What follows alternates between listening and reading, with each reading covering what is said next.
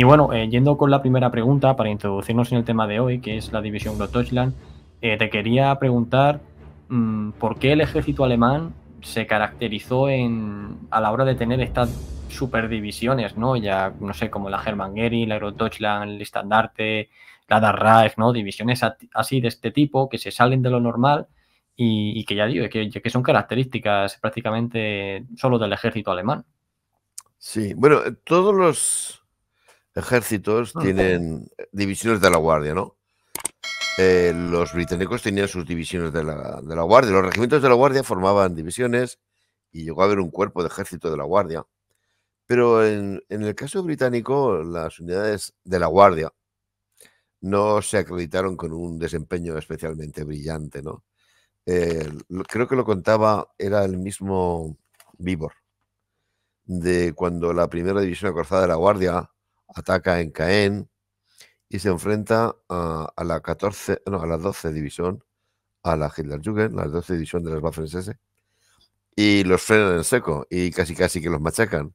Y anotaba Víbor una conversación entre dos oficiales de esa división diciendo, oye, llevamos desde el año 40 hasta el 44 preparándonos en Inglaterra para este momento y llegamos y una banda de adolescentes nos machacan. No es, es un rendimiento digno de una gran admiración. Otra operación que está súper estudiada, ¿verdad? El asalto aéreo en Arnhem se apoyaba o debía complementarse con el avance de un cuerpo de ejército acorazado de la Guardia británico para ir enlazando los puntos de lanzamiento. Bueno, sabemos que la operación fue un fracaso porque ese cuerpo de ejército acorazado de la Guardia lo hizo fatal, no pudo hacerlo peor, ¿no? No tiene nada que ver con el desempeño de las unidades de la Guardia alemanas, que es siempre muy brillante. Los soviéticos también tenían unidades de la Guardia, pero ya sabes que es una especie de galardón. Es decir, una unidad tiene un buen rendimiento sí. y entonces se le da el título de unidad de la Guardia, pero inicialmente no se constituyen como tales tropas de la Guardia, sino es un premio, un galardón colectivo, vamos, como lo que en España sería una medalla militar colectiva o una laureada colectiva, ¿no? Luego, el concepto alemán es un poquito distinto, se parece más bien al concepto, digamos, napoleónico, ¿no? De tener unas tropas de la Guardia que tienen ese estatus de tropas de la Guardia y a la cual pues se la emplea en todos los momentos clave, ¿no? No hay ningún lector, no digo ya estudioso, sino del lector de historia militar que no haya leído alguna vez esta frase famosa de las tropas de la Guardia napoleónicas al entrar en combate. Decidnos, Sire, dónde debemos morir, ¿no? O sea, hay un espíritu de entrega y de devoción a la figura del emperador, como tropas de su guardia, que les hacía especialmente, bueno, pues temibles, ¿no? El concepto alemán se parece más a este, ¿no? Lo que pasa es que las tropas de la Guardia, en el marco de la Segunda Guerra Mundial, alemanas, estamos hablando ahora, suponen una ruptura muy grande con las de la época previa, las de la República, perdón, las del Segundo Imperio. Aquí ya se ven unas tropas de la Guardia, pues más en el concepto británico, ¿verdad? Había una serie de regimientos de la Guardia, los cuales pertenecer a ellos ya, bueno, te daba un estatus social especial, ¿no? Es curioso porque había unidades de la Guardia, bueno, sí, que eran, estamos hablando, repito, de la Guardia alemana en la época del Kaiser, que eran semilleros de militares, pero también de políticos civiles, ¿no? Y haber servido en estas unidades de la Guardia, pues te daba automáticamente un estatus social tremendo, ¿no?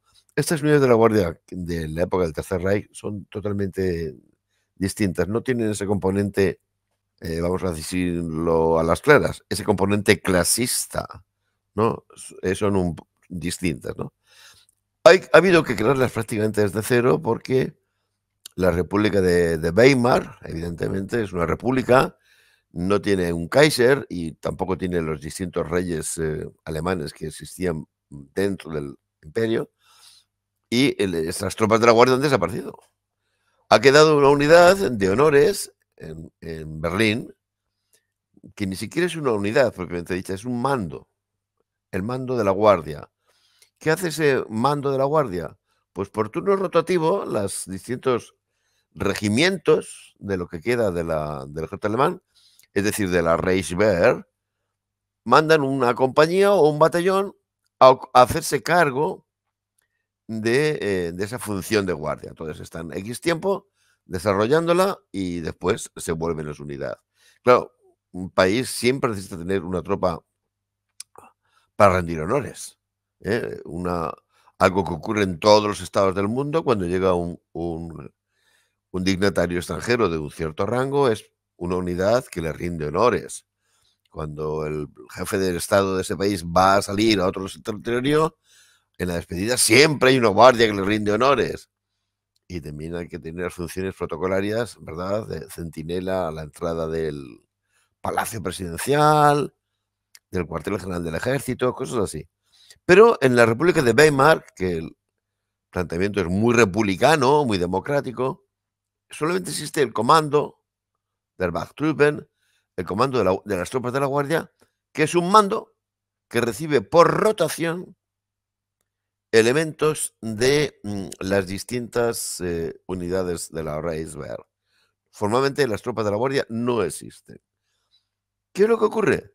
Pues que las Waffen-SS, cuando empiezan su andadura, me refiero a las llamadas SS Befehlstruppen, las SVT, sí que surgen con esa idea de erigirse en nuevas tropas de la Guardia.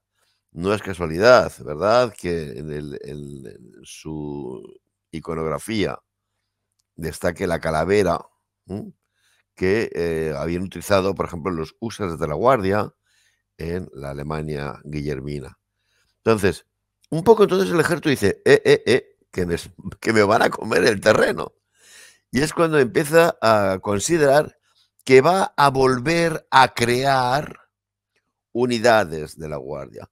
Pero esto tardan bastante en reaccionar, de tal manera que este regimiento de la Guardia, el que vamos a llamar el regimiento Grossdeutschland, no existe más que en boceto, en organización, cuando la campaña de Polonia, el regimiento Grossdeutschland, el regimiento de la Guardia, no interviene en la campaña polaca, va a intervenir en la campaña francesa. ¿Por qué?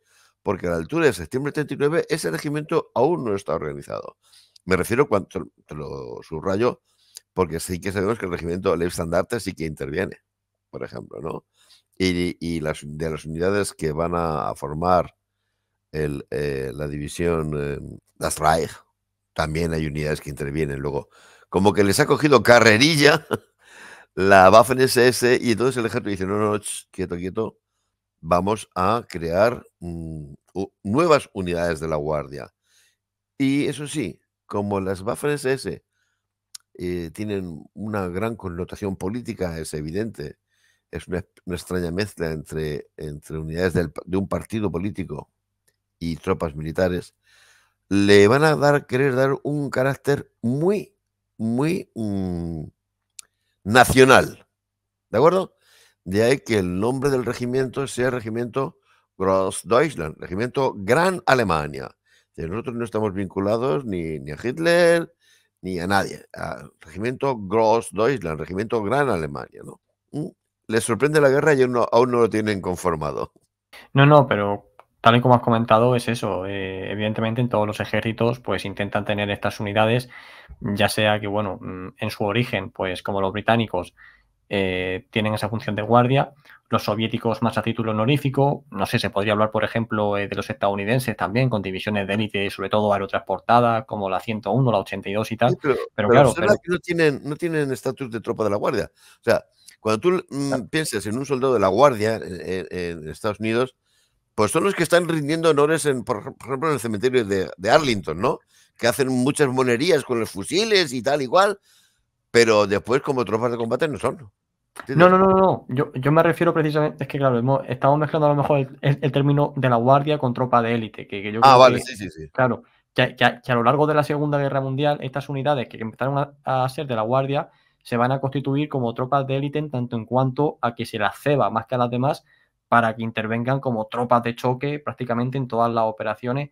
Y eso es a lo que yo me refería, ¿no? Que el ejército alemán pues, se va a caracterizar mucho por crear esta serie de unidades de élite de choque que al final se ve, ¿no? En cuanto se analiza la historia de cualquiera de ellas, que siempre están presentes en todas las operaciones y demás. Quizá tenga que ver con la obsesión esta alemana, un poco su doctrina, digamos, estratégica, de eso que llaman ellos, concentrar el esfuerzo en el Schwerpunkt, en el punto de esfuerzo principal. Y entonces, el poder disponer de unidades de mucha potencia de choque a las cuales emplear justamente en el punto de esfuerzo principal, en el Schwerpunkt, ¿no? Y como tú acabas de señalar, las ves después en acción en la Segunda Guerra Mundial y efectivamente, ¿dónde está el mogollón? Bueno, pues allí están ellas. Sí, es así. Pues bueno, ahora ya que hemos hecho esta presentación, aunque ya lo has comentado brevemente, no sé si te gustaría añadir algo más sobre el origen de la Großdeutschland hasta su llegada a su primer combate, ¿no? Que como has dicho, pues va a ser la campaña de Francia, que van a iniciarse pues, como un regimiento y pues luego ya vamos a ver la evolución que va a sufrir, primero la división motorizada, luego a Panzergrenadier, tal. Bueno, pues la singularidad que van a tener estas tropas de la Guardia, que repito, sí, son tropas de la Guardia, van a tener siempre, digámoslo así, dos componentes. Va a haber siempre un Wachtbataillon, un batallón de guardia en Berlín, que va a estar para lo que están los batallones de guardia. Presentar armas, para arriba, para abajo, hacer los puestos de centinela, el cambio de la guardia, etcétera, etcétera. Con la singularidad de que en el caso alemán, bueno, pues se considera también necesario que haya otro Wachtbataillon de estos en Viena, ¿no? Estos son componentes de este regimiento Großdeutschland, pero no salen de Berlín, están allí en Berlín para esas funciones típicas de protocolo y de honores. Pero la unidad tienen la idea de que hay que darle un prestigio en el campo de batalla, que si tiene, digamos, respeto y admiración, no sea porque tiene un uniforme muy bonito y porque hacen unos pasos de desfile muy bonitos y un cambio de la guardia que resulte muy llamativo, ¿no? No, tiene que tener una hoja de servicios impecable. ¿Forma de obtener esto? Bueno, pues hay varias fórmulas, ¿verdad? Una de ellas es la más sencilla de entender, es el equipamiento. Las unidades, desde el momento que ya se está formando el regimiento Großdeutschland, cuando solamente es un regimiento, hasta el último momento de su existencia, tienen unas plantillas especialmente potentes. Por ejemplo, regimiento Großdeutschland, vale, al principio lo ponen con 2 batallones, sí. Pero Pan Mate, los 2 batallones no son de lo típico, de 3 compañías de fusiles y una compañía de armas de apoyo. No. Son de 5 compañías. Tienen 3 de fusiles, una de ametralladoras y morteros, ¿vale? Y una quinta compañía que tiene elementos tipo cañones de infantería o antiaéreos ligeros que los regimientos tenían, si acaso, comunidades adscritas al regimiento, ¿no? Un regimiento de infantería alemán tenía una compañía de cañones y una compañía antitanque. No. Aquí los batallones ya tienen una compañía que tiene esas dos armas, cañones y antitanques. Atentos, porque el regimiento sigue teniendo esos 2 elementos. Pero ya el batallón tiene esos 2 elementos y tiene esas 5 compañías. Bueno, ¿qué significa esto? Te voy a poner un ejemplo. Igual alguno de los que nos están escuchando lo entiende así mejor, ¿no? Un ejemplo de la vida cotidiana.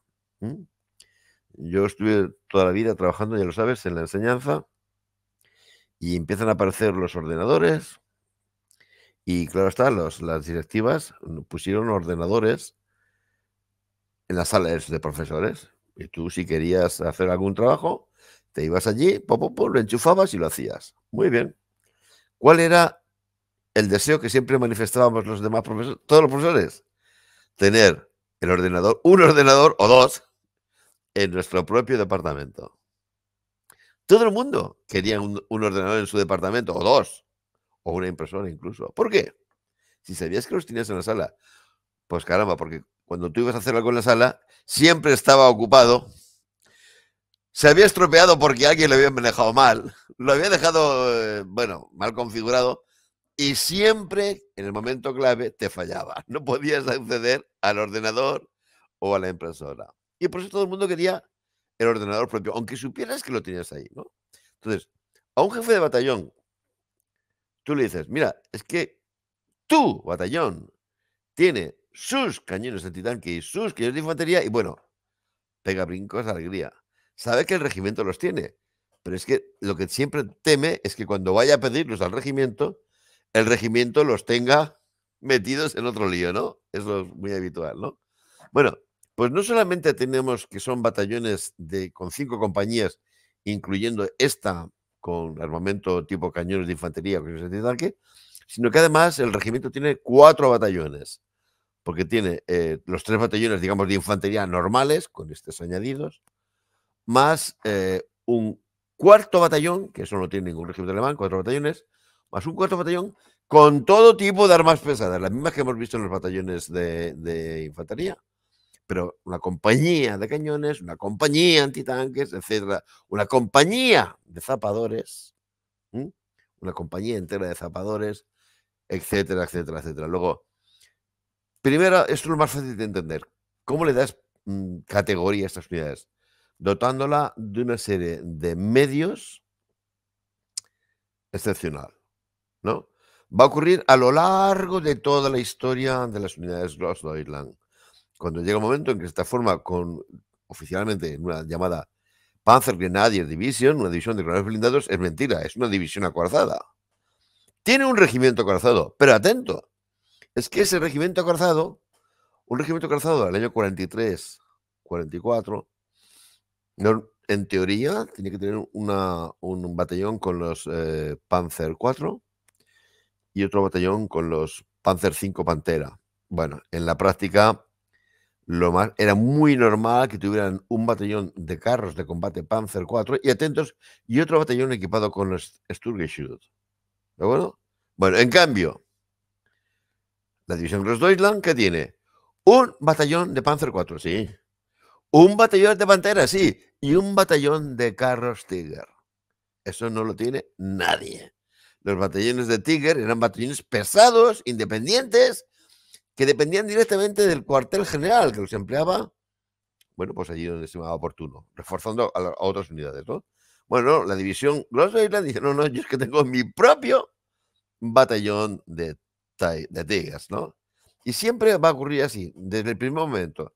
Mira, cuando los alemanes se lanzan a la campaña de Francia, van a emplear un arma que está destinada a tener una gran importancia en la Segunda Guerra Mundial, que son los cañones de asalto, los Sturgeschutt, en concreto en este caso, Sturgeschutt 3, ¿de acuerdo? La primera batería que se crea con estos cañones de asalto, bueno, me imagino que quien nos oye lo entiende, sabe que es un cañón de asalto, es una especie de carro de combate sin torreta móvil, ¿no? Y como pertenecen a la artillería, no a la infantería, pues se les llama así baterías, no se les llama compañías. Bueno, la primera batería que se crea con estas armas, ¿a quién se le da? Al regimiento Grossdeutschland, ¿no? Entonces, primer hecho que le da a este nivel a las unidades Grossdeutschland, el equipamiento. Siempre muy por encima de lo que es lo normal. ¿eh? Segundo factor, cuidar muchísimo el estatus de tropa de élite, multiplicando los gestos y los detalles que la individualizan, ¿no? Por ejemplo, una cosa que otros países no tienen, pero los alemanes flipan con eso, las cintas de bocamanga, ¿verdad? Una cinta de bocamanga, el nombre Grossdeutschland. Las sombreras con el anagrama de la visión, una G y una D. O sea, todo el mundo sabe que es la Grossdeutschland. Es más, incluso para actos protocolarios se llegó a diseñar un uniforme específico para ella, de tal manera que nadie tuviera duda de quiénes eran los hombres de la Großdeutschland, ¿no? Este es un ejemplo de cómo se cuida el espíritu del cuerpo. Y otro, y esta es quizá la gran diferencia con respecto a las tropas Waffen-SS, es que tiene unas posibilidades de reclutamiento muy grandes, ¿no?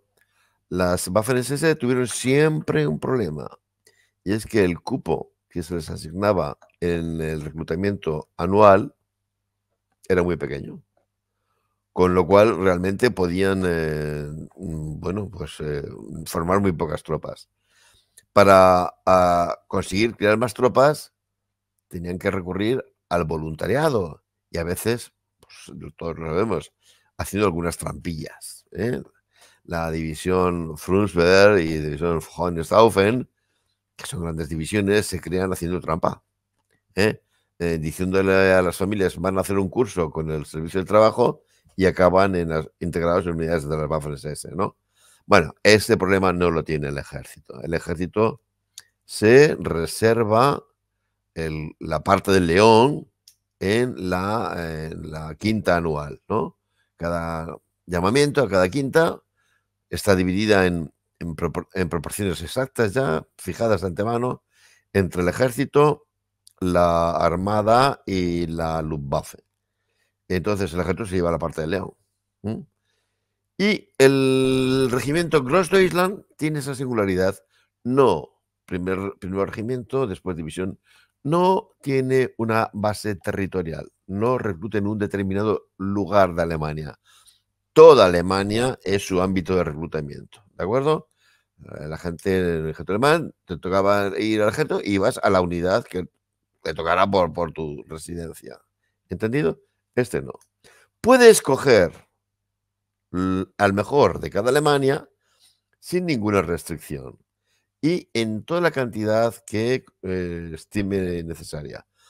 ¿Por qué es esto importante? Pues porque siempre va a tener unas unidades de depósito pletóricas, llenas de mucha gente, a la cual va a poder tener siempre muy bien instruida, de tal manera que tú dices, pero vamos a ver, momento X de la historia.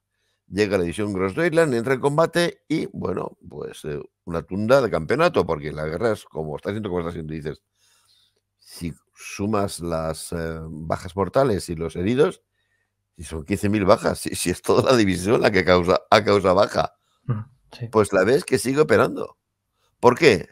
Porque tiene un depósito, unas unidades de depósito tan grandes que le están constantemente suministrando nuevo material humano, además muy bien instruido, mejor instruido que la media, ¿de acuerdo?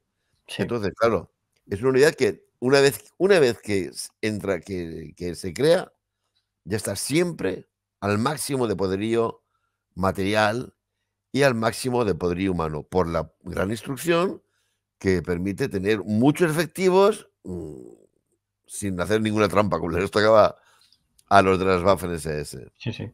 Yo antes he buscado el dato y me parece exagerado, pero bueno, todo puede ser. El dato decía que después de la batalla de Moscú, más o menos febrero del 42, de los 4.000 soldados, ¿no?, que habían conformado el regimiento de los Deutschland, me parece que quedaron intactos 35, eso ponía. Sí, sí, sí, sí, Ahora, sí. eso en febrero, pero es que luego en abril, o sea, 2 meses después, Sí, ya sí, estaba al sí. 100%. Abril, Claro, mayo, al 100%, claro, por esto que comentas claro, precisamente. sí, sí, sí, sí. Sí, No, y sí. lo ves en muchos otros momentos de la historia de la división, eh, que no estamos siguiendo un criterio muy cronológico, pero así a lo mejor la Sí, gente se entera mejor. Llega un momento que hay una situación muy de crisis para Alemania, que es cuando Hungría está a punto de cambiarse de campo, ¿no? sí. Y los alemanes pues ejecutan la invasión de Hungría. Bueno, pues una de las tropas que va es un regimiento, técnicamente se llama más Regiment, un regimiento de marcha, con regimiento de marcha de 1029 Großdeutschland. Un regimiento creado con tropas de depósito de la Großdeutschland. Dice, vale, directamente salís del cuartel, se forma el regimiento y a participar en la invasión de Hungría. oye, pues lo hace fabulosamente. ¿Por qué? Porque es un regimiento perfectamente conformado y muy bien instruido. ¿Entiendes? O cuando los soviéticos, el marco de la operación del Grupo de Objetos Centro, Bagration, llegan y amenazan Vilna, hay que mandar a toda pastilla una unidad de choque. Pues se forma una unidad de choque que es una brigada compuesta por tropas de los depósitos de las Waffen-SS y de la Großdeutschland, y se le envía a defender Vilna. ¿De acuerdo? Entonces, repito, es que tener esas disponibilidades de material y de seres humanos bien instruidos. Hay un detalle que yo creo que quizá si quien nos escucha conoce un poquitín de la Segunda Guerra Mundial, lo va a entender ahora muy bien. Mira, ¿qué le ocurre a las divisiones Waffen-SS, por ejemplo, en el verano del 42? ¿Por qué no intervienen en la campaña del verano del 42 en el sur de Rusia?